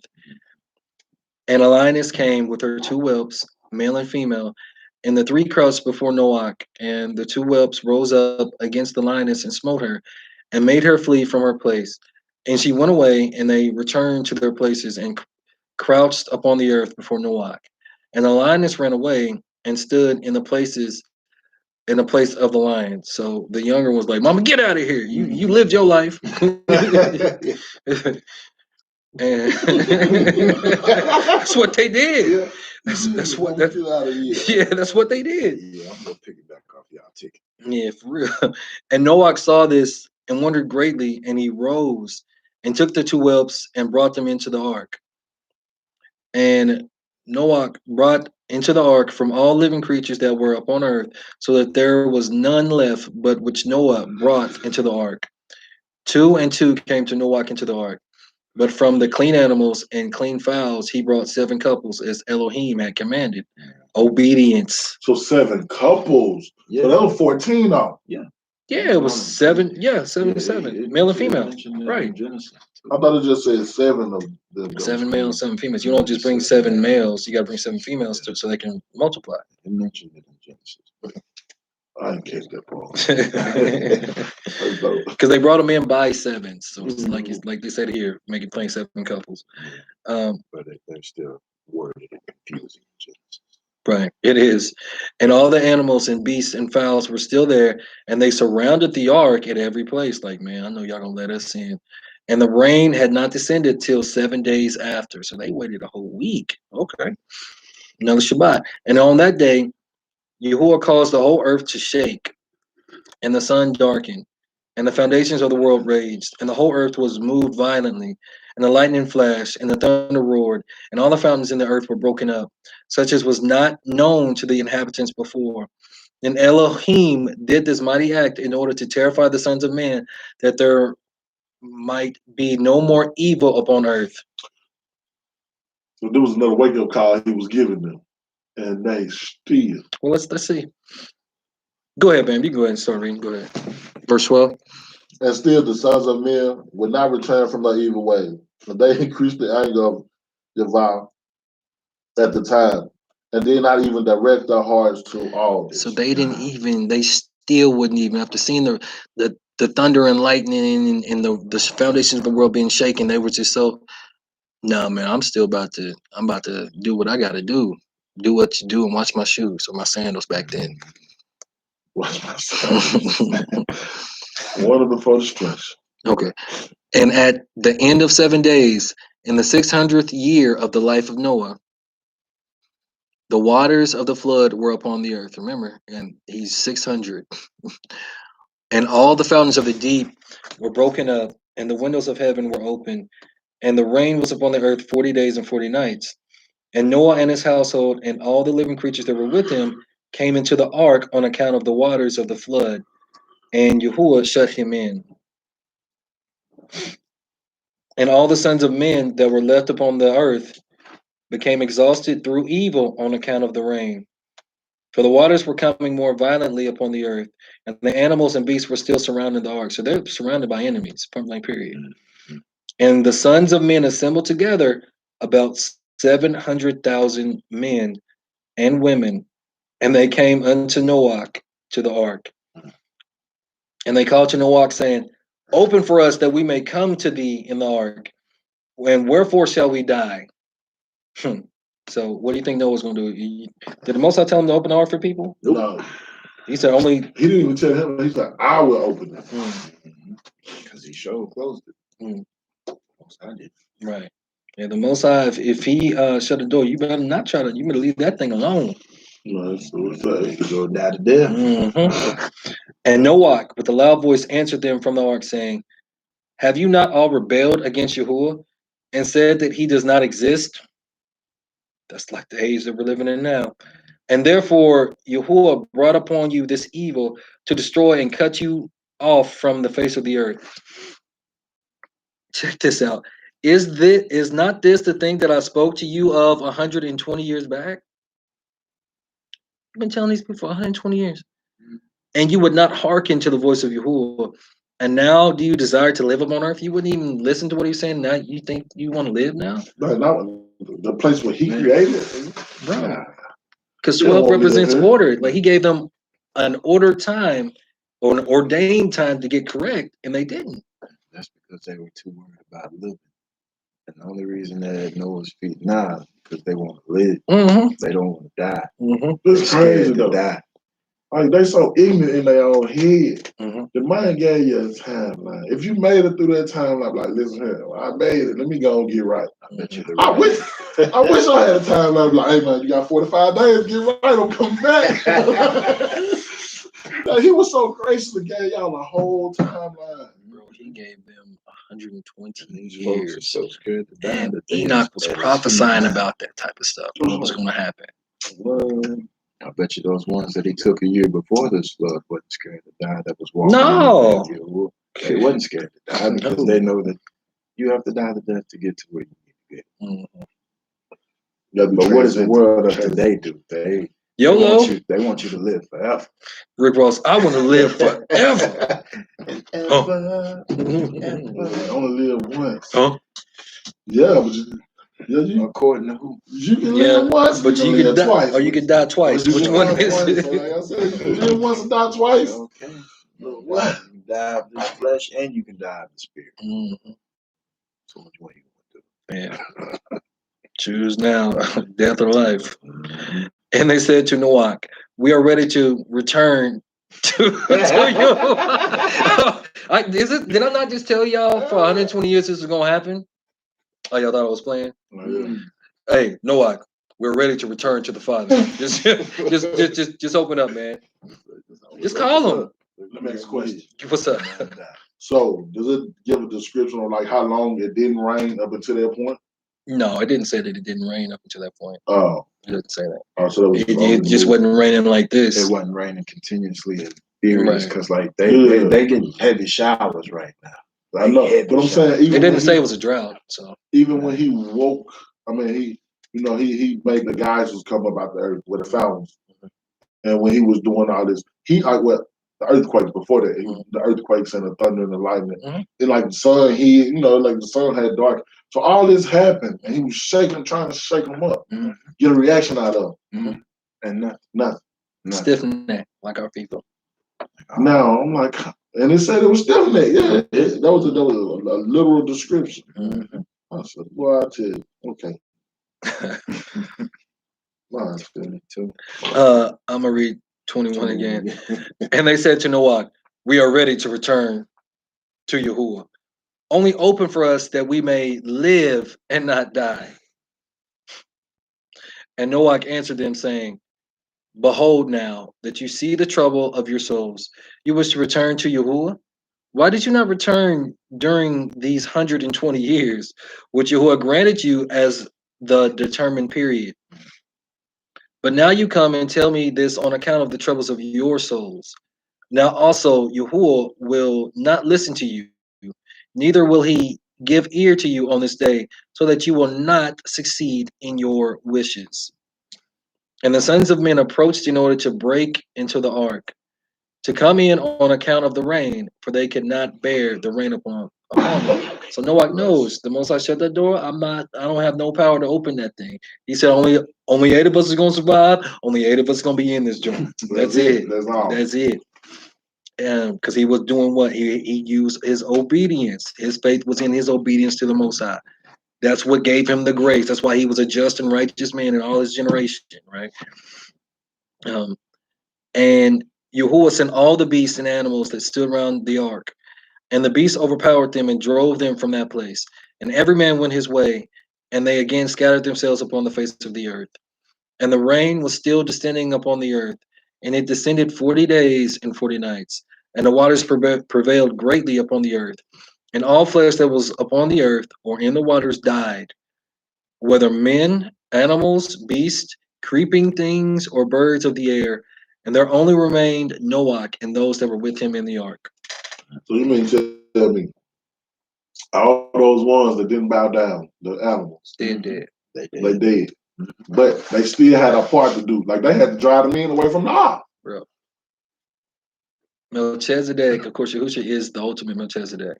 Melchizedek is a title. King and priest. You gotta pay the respect that's due. The Most High gave Noah that type of respect. And if they wouldn't gonna respect him, then he ain't gonna let them come in there so they can kill all the animals in there. Mm-hmm. Like it's an order. That's why he gave 120 years. He was like, hey, this is ordained. Like if y'all don't get right in this chronological order, it's a wrap. Like we just gonna call it. And is that not the same time that he gave for man to live on his earth? He said he's gonna limit that years to 120. 120. But I know after that, I'm just saying, but that's not necessarily meant because he said that talking to Moshe, and Moshe died because he sinned against the Most High by not doing exactly what he said. Because in one account it says that he was supposed to speak to the rock, and he ends up hitting it twice. But in another account, the Most High told him to strike the rock once, and he was so mad because people kept saying it, he struck it twice. So Moshe again became an Elohim in the flesh. So when the Most High is actually saying that, we got to think what was happening that time. Moshe and Joshua or Yahushua were going back and they were fighting giants, the seed of the Nephilim, that they should have been living for hundreds of years. So that was actually the Most High putting a limit on their lives of 120 years. Because there's been people that live longer than that. But that's another thing. We'll get into that at a different time. My bad. No. So what? I need to hear that. What verse was I on? Let me see. You on 27. I'm on 27. And the waters prevailed, and they greatly increased upon the earth. And they lifted up the ark, and it was raised from the earth. And the ark floated upon the face of the waters, and it was tossed upon the waters, so that all the living creatures were turned about like pottage in a cauldron. That's what I'm saying. You still have to have faith now. Even though having faith does not mean that you don't have some fear, that you're not scared, and that you don't be like, man, Most High, like, hey, you got us in this ark. Now it took me 5 years to build this, and this how I'm gonna die? Yeah, really? I was thinking about that last night. Like, because we went over the story of Yahusha and everything. I was thinking about that to myself, and I was like, man, even though he was afraid and he had prayed twice, like he still feared the Most High. More than that fear. So being afraid and having fear That's basically just two different things. But you can be afraid of if you allow yourself to be afraid of something for so long, you'll to turn into fear. Yeah, and you'll start to it's fear about that fear more than than you will fear. fear the Most High. And that's what was just on my mind last night before I went to sleep. I had a whole sermon in my head to myself about an hour before I went to sleep about that, about being afraid and having fear. I don't know why. It just came up on me. That's the word. You said what you said exactly what it was. You had a whole sermon in your head. Yeah, well, I'm gonna need you to get that together. So one of these could be you, and then bam. Yeah, one of these is gonna be you. Still doing the running man, huh? Nah. All right. I don't do challenges no more. Last time I ran, I pulled another hand. I knew he was back on the board. Anyway, 29. And great anxiety seized all the living creatures that were in the ark. And the ark was like to be broken. And all the living creatures that were in the ark were terrified. And the lions roared. And the oxen lowed. And the wolves howled. And every living creature in the ark spoke and lamented in its own language, so that their voices reached to a great distance. And Noach and his family, and Noach and his sons cried and wept in their troubles, because they were scared, boss. They were greatly afraid that they had reached the gates of death. So they thought, oh, this is it. Elizabeth! Oh, this was it. This was the literal big one. And Noach prayed unto the Most High and cried unto him on account of this. And he said, O Yahuwah, help us, for we have no strength to bear this evil that has compassed us. For the waves of the waters have surrounded us. Again, in the natural, the waves or the waters of people, nations of people. Mischievous torrents have terrified us. The snares of death have come before us. Answer us, O Yahuwah. Answer us. Light up thy countenance towards us and be gracious to us. Have mercy on us. Deliver us, redeem us and deliver us. This sounds like David. If you be reading the Psalms and the Proverbs, this is exactly what David's talking about. All the distress he was going through. Well, Psalms, my bad. And Yahuwah hearkened to the voice of Noach, and Yahuwah remembered him. And a wind passed over the earth, and the waters were still, and the ark rested. And the fountains of the deep and the windows of heaven were stopped, and the rain from heaven was restrained, and the waters decreased in those days, and the ark rested upon the mountains of Ararat, because the curse was reversed. And Noach then opened the windows of the ark, and Noach still called out to the Most High at that time, and he said, O Yahuwah, who didst form the earth and the heavens and all that are therein? Bring forth our souls from this confinement, because I told you, if you feel like a prison, and from the prison wherein thou hast placed us. For I am much wearied with sighing. And Yahuwah hearkened to the voice of Noach and said to him, when thou shalt have completed a full year, thou shalt then go forth. So he gave 120 years, and he made them stay in that thing for a full year, 12 again, or like a holy order or an ordained time frame, right? 12 means order, 12 hours in a day. And at the revolution of the year, when a full year was completed to Noach's dwelling in the ark, the waters were dried off of the earth, and Noach put off the covering of the ark. So he told him a full year, right? So if they'd have got out any time before that, it'd have been a rapsky, right? Something bad would have happened to him. At that time, the 27th day of the second month, the earth was dry. But Noach and his sons and those that were with him did not go out from the ark until when? Yah told them. Because they were obedient, obedient. Like, nah, man, you didn't kill everybody in my vicinity, so I'm just gonna wait. I'm just gonna wait on you. And the day came that Yahuwah told them to go out, and they all went out from the ark. And they went and returned everyone to his way and to his place. And Noach and his sons dwelt in the land that Elohim had told them, and they served Yahuwah all their days. And Yahuwah blessed Noach and his sons on their going out from the ark. And he said to them, be fruitful and fill all the earth, become strong and increase abundantly in the earth and multiply therein. Again, this is Noach, grace through faith / obedience, but as we know, obedience is better than sacrifice. Yahushua salvation is through obedience. It's not just belief only. Was not being obedient to what the word says, to what you hear in your prayers, and in your reading, man. Yeah, people got to stop teaching that nonsense. But that's all I got for today. Y'all got something y'all want to add? No, it's just amazing.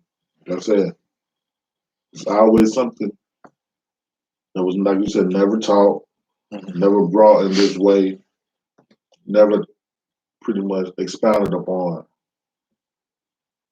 when it comes to this book of faith. That's what it is. And I try to tell people, like, not only do we have to teach ourselves, but you got to learn this stuff. A lot of people want to just happen miraculously, supernatural. God did. I know if he can speak the earth into existence, he can make this happen for me. He did it for him, he could do it for you. Yeah. What he's done for others, he'll do for me. But what are you going to put with it? Yeah. You got to know what exactly transpired for this to happen to this person. Man, like them folk went to hell and back. Boy, they said they were at the gates of death, the gates of Sheol. They were living in hell. They were in confinement in a prison. That's what Noah was praying about. Like, it's so crazy because whenever I used to read the story as a kid or whatever, I'd be like, man, they built the ark. I didn't know it took 5 years. I didn't know he prophesied 120 years with Methuselah. I didn't know that the people came and were trying to literally get in there. Animals, it was a lot of bad stuff. And even when they were in the ark, I thought it was just good. They just had to wait. I thought it was 40 days back in the day. Like we said, we read it was 40 days. It was 150 days, and they was in that thing for a total of a year. And then when the waves came and they was flipped literally on their head, I just never really thought about, man, Noah didn't just have faith and just like, okay, I'm good. I know the Most High gonna guide me. He used his pay action. He used his mouth. He was singing or saying, "Who hath created the earth and all the bounds?" He was talking like David is talking to the Most High. Because even though David couldn't see it, he could see it because he knew that the Most High would do it because he's releasing everything that needs to be released. He's giving that sacrifice of praise. So that's what I'm saying. Pay action, faith in action. It's way more than just belief. Belief is the starting point. Actions follow. And then we use our pay to keep things in order. We're all supposed to give him praises, and all of our ways supposed to acknowledge him, so he can direct our path. That's all I got for today. Yak Yehuda, Bam, June, YAH'S Assembly. June, pray us out.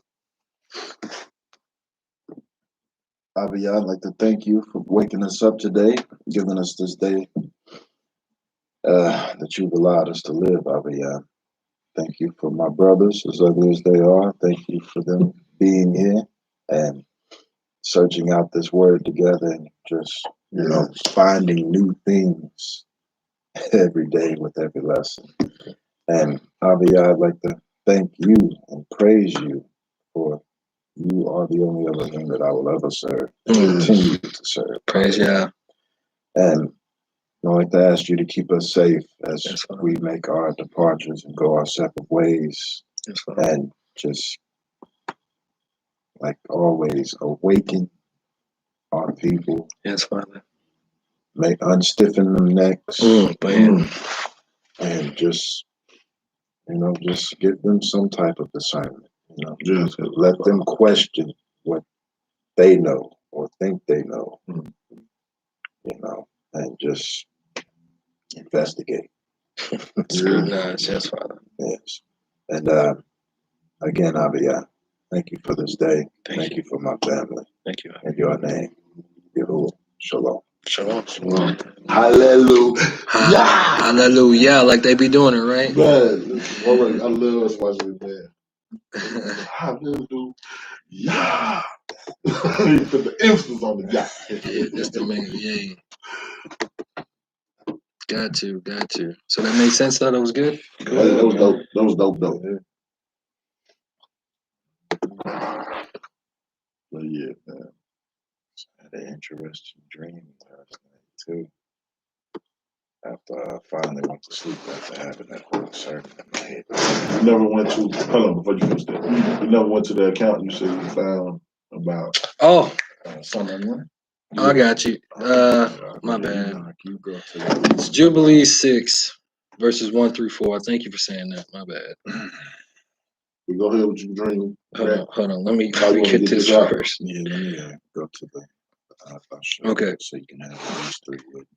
Yeah, it says it's Jubilee 6 verses. It's verse 4 predominantly, if I'm not mistaken, but it says, "And a turtle dove, and the young of a dove, and placed a burnt sacrifice on the altar, and poured thereon an offering mingled with oil, and sprinkled wine, and strewed frankincense over everything, and caused a goodly savor to arise, acceptable before Yahuwah. And Yahuwah smelt the goodly savor, and he made a covenant with him that there should not be any more a flood to destroy the earth, that all the days of the earth, seed time and harvest should never cease, cold and heat, and summer and winter, and day and night should not change their order nor cease forever." So it was literally because of the atonement of the sacrifice that he did in his high priest role, as if everybody was destroyed back then in that day and time, he was the living, breathing embodiment of what Melchizedek is, right? It's an order. So that makes him the high priest, but that also makes him king, and priest Melchizedek. So then he made atonement for the world. That's why that they were stopped in where Mount Ararat to reverse the curse. That's why the Most High was like, let me set this bow up here after that sacrifice, so I will never destroy man or beast or fowl like that again. But, yeah. That's all I got, though. All right, this is the prayer of Azeroth. I'm gonna read the first two verses. There's only one chapter. Okay. But and they walked in the midst of the fire, praising Elohim and blessing Yahuwah. Then Azariah stood up and prayed on this manner, and opening his mouth in the midst of the fire, said, and he starts his whole prayer. So go down to verse 44. It says, "O ye fire and heat, bless ye the Lord, praise and exalt him above all forever." And then 45 goes, "O ye winter and summer, bless ye the Lord, praise and exalt him above all forever." He's blessing all these, things of the world to give praise to the Most High. Out of the seasons, verse 45 says just winter. And after that, he says the dews and the storms of snow and nights and days, lightning, ice and frosting, snow, lightnings and clouds, and asking all of this to praise and exalt him above all forever. That was The prayer of Azariah. in the book of Enoch. That's its own thing. I don't have. That's an allowance book, right? Yeah. What are you talking about? The prayer of Azariah should be in the last books, yeah. See, okay, let me check. Which app you got for me? So we'll go with the table of content. All right, shalom, everybody. See y'all next Shabbat. We're going to get out here. You did. I read Bell and the Dragon. Yeah, I read that too. Prayer of Azariah. I haven't read the prayer of Manasseh. That's not an allowance book. That's in the Apocrypha. That's in